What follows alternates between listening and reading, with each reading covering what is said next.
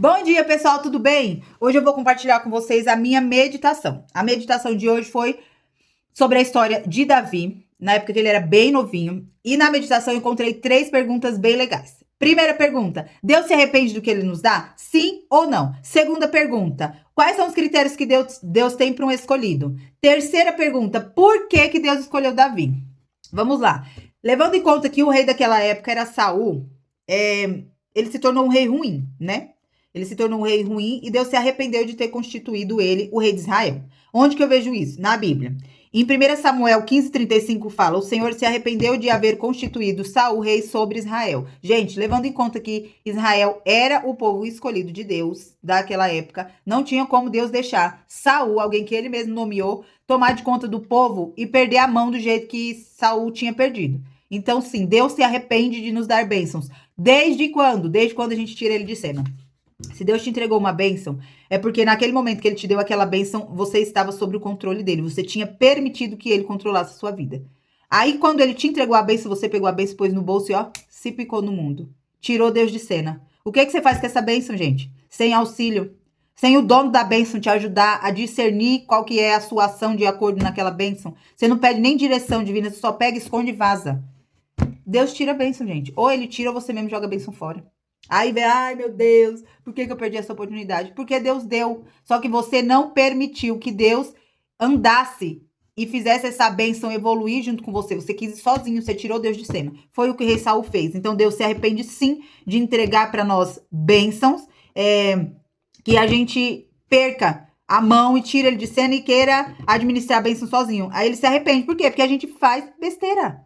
Nós não temos psicológico para receber bênção de Deus e ir sozinho na caminhada.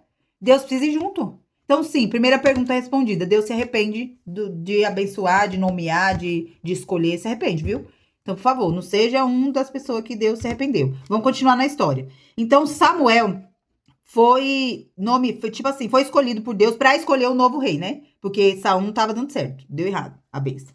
Então, Deus pediu para Samuel ir até a casa de Jessé, que era um rapaz, um senhor, que tinha 8 filhos. Tinha que ir até a casa de Jessé para nomear um dos filhos de Jessé. Na cabeça de Samuel, seria quem? Um homem forte, alto, guerreiro, que lutasse e tudo mais. Entendeu? Mas o que Deus fala para Jessé? Em 1 Samuel 16:7 diz: não atentes para a sua aparência, nem para a sua altura. O que Deus fala disso, gente? Não é o porte físico. Não é se você é forte, se você é fraco, se você é bilíngue, se você é rico. Não é a partir daí que Deus te escolhe. Deus te escolhe a partir do momento que ele vê alguém que tem a vida na mão dele, que pede auxílio até para respirar. Pessoal, Deus é Deus. Nós querendo ou não querendo, Deus é Deus. E a gente precisa disso. A gente precisa acordar de manhã e falar: Deus, vamos comigo. Faça parte do meu dia, administre os meus afazeres, me ajuda. Me ajuda com sabedoria, com paciência, com equilíbrio, tudo isso. A gente tem que acordar e pedir. A gente acha que o fato da gente acordar é obrigação. Ah, eu sou obrigada a acordar hoje. Mas tem muita coisa por detrás. O nosso olho só abre se Deus está controlando. Se ele tirar a mão 1 segundo, você não acorda. Então, por favor, pessoal, Deus precisa estar à frente. E quais são os requisitos que Deus pede? É só comunhão. Ele só pede para você ter comunhão. Ele não pede para você ser rico, para você falar 1 milhão de idiomas. Ele não pede para você ser guerreiro.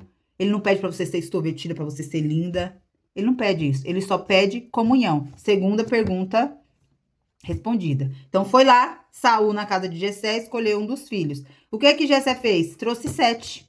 Mostrou os 7 filhos dele para Samuel. E Samuel não recebeu o toque assim no ouvido do Espírito Santo, falando qual que era. Aí Samuel só ouviu o Espírito Santo dizer: não, pergunta para ele se tem mais alguém, porque tem mais alguém. E aí Samuel pergunta para Jessé: tem mais algum filho? E Jessé responde: tem o mais novo, tá apacentando ovelha. Aí Jessé fala: então manda chamar, porque a nossa ceia só vai começar quando ele chegar. Aí mandou chamar Davi, pequenininho, raquítico. Veio Davi. Samuel disse: é esse mesmo, o ungido do Senhor. Se ajoelha que eu vou te ungir. Ungiu Davi, o novo rei de Israel. Davi ia ser rei ali naquela hora? Não, gente. Davi recebeu a bênção naquela hora. E ele ia junto com Deus administrar a bênção até o reinado dele chegar. Chegou o reinado, tem mais bênção ainda. E aí, vai indo, porque Deus tem um estoque de bênção pra gente. A partir do momento que a gente entrega a nossa vida na mão dele, que a gente pede para ele fazer parte do nosso dia. Então, depois que Samuel nomeou Davi, fizeram uma ceia e Samuel foi embora. Já está nomeado, Deus já mandou, tá feito. Samuel foi embora. Aí eu pergunto para você, por que Deus escolheu Davi? Gente, Deus escolhe pessoas humildes de coração. Ai, daí eu tenho que fazer o quê? Eu tenho que me deitar para o povo passar? Não, gente. Gente humilde é a pessoa que reconhece a soberania de Deus. Então eu reconheço que eu não sou ninguém na fila do pão. Que Deus é o controle de tudo. Entendeu? Então Deus quer que ele escolhe pessoas humildes, que entendem que o dia só raia se ele botar a mão, que a folha da árvore só cai se ele permite. Entende? Essas são as pessoas humildes. A partir do momento que você faz a vontade de Deus, que você se ajoelha, se prostra aos pés de Deus, você se torna uma pessoa humilde. Davi colocava todas as conquistas dele em nome de Deus. Então, quando ele guerreou lá com o urso que queria comer a ovelhinha dele, obrigado, Deus, por ter me ajudado a vencer esse urso. Quando ele guerreou com o leão, obrigado, Deus, por ter me ajudado a vencer esse leão. Então, Davi colocava todas as conquistas dele em nome de Deus. Por quê? Porque é Deus que sustenta, gente. Se Davi não tivesse sustentação de Deus, como é que Davi ia fazer tudo isso? É o que Deus pede pra gente. Me dê, coloque a vida de vocês nas minhas mãos. Me entregue. E como que a gente traz isso pro nosso dia a dia, pessoal? Nosso trabalho, nosso casamento, as nossas amizades, como é que fala? Nossa interação com as pessoas, dentro do ônibus, no hospital, em todos os momentos. Senhor, precisamos de ti. Eu vou no hospital, eu preciso de auxílio, eu preciso que Deus intervenha sobre os médicos, eu preciso orar por esses médicos, eu preciso clamar a Deus para que Ele dê sabedoria, que os médicos naquele dia estejam com vontade de trabalhar para cuidar de mim. Porque se a gente ficar sobre as nossas próprias pernas sem pedir auxílio e proteção para Deus, dia após dia, a gente não consegue.